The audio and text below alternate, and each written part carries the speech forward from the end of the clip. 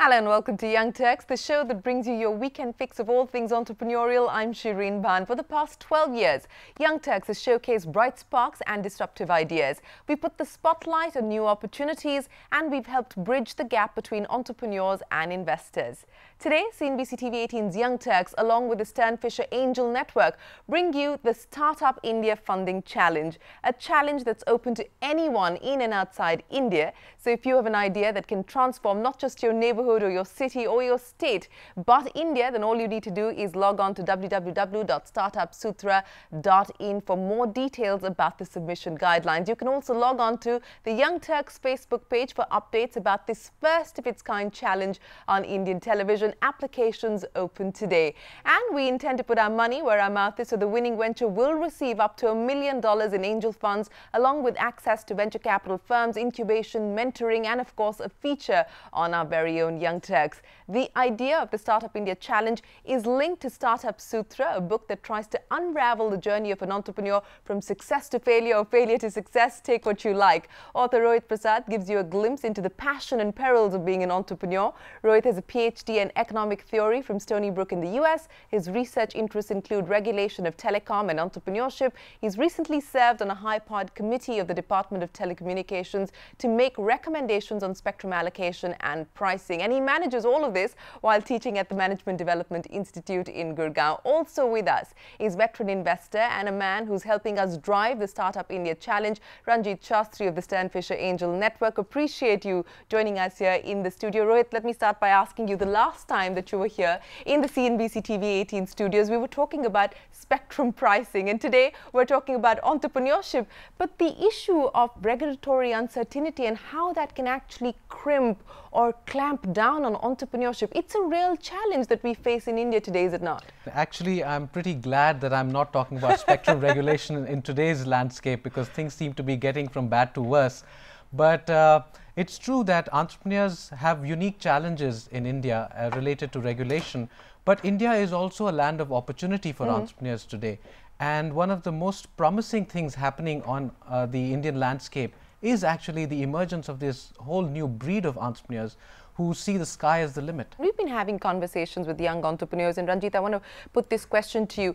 You know, while they are beating the odds, they're taking on the challenges, they still want, you know, a more nurturing environment. Where do things really stand in terms of nurturing the Indian entrepreneur at this point in time, the guys who don't have the big bucks? We're trying to make the playing field more level by providing resources, mentoring to help entrepreneurs overcome those challenges. A step in that direction is the program that we are launching jointly, which is of course the Startup India Funding Challenge. Rohit, you know, when we had the first conversation about why should we want to do this challenge, we were very clear about what the differentiators were. It was really about the ideas that we're looking for, ideas that can hopefully transform India. Absolutely.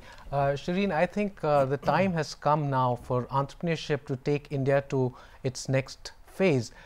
India 10 years from now is going to be a totally different society, and it will all be driven by ideas from entrepreneurship which are emerging today. Ideas in healthcare, education, infrastructure, services, and both business problems and social problems are going to be solved by Indian entrepreneurs. Ranjit, what excites you most about this? I'm excited about the opportunity to not just look for good business ideas, but also ideas that are good for society, good for the country. But let's be clear, we're not talking about only not-for-profit businesses. We're not talking about being in the business of welfare. We're talking about ideas that can change the socio-economic fabric of this country, but ideas and businesses that are entitled to making money as well. When I look at the level of ambition of the people who are featured in this book, they are social entrepreneurs actually. They are a mobile banking service provider who provide banking to the unbanked, and yet they want to make $1 billion right? So I think increasingly Indian entrepreneurs don't see a conflict between doing good and doing well. And I think it's time for us to move away from a paradigm in which those two things were in conflict. Absolutely. So, you know, it doesn't have to be mutually exclusive. You can do good and do well at the same time. Yes. So I want to talk to you about the provocative statement that's on the cover of Rohit's book. Incidentally, this is out on in bookstores. This is the Start-Up Sutra. This is Rohit's book, which you can find available in your bookstores. We are launching it here on the Young Turks platform as well. But Ranjit, you know, Rohit says on the cover, Start-Up Sutra, what the angels won't tell you about business and life. What do angels not tell you about business and life? Angel investing is about a leap of faith. It's about believing in someone. What the book points out is that entrepreneurship is not purely a commercial activity, it's also a spiritual activity. Speaking of connections, and you made plenty of them in your career as an investor, Ranjit, what do you look for that has to be non-negotiable as far as you're concerned before you put your money into a business? I'm going to be a little boring and say, yes, it's the team is very important to me. And I think what I look for in the team, first of all, it's about trust. We're not actually sitting across the table from each other. We're on the same side of the table. We all want the same thing. And it's about learning that negotiation, it does not have to be a zero-sum game. Yeah. I like to give the example of splitting a pie. There's two ways of splitting a pie. One is straight down the middle or maybe at an angle. There's another way where we decide that what you want is just the interior of the pie and I'm only interested in the crust, and we can actually both get 100% of what we want.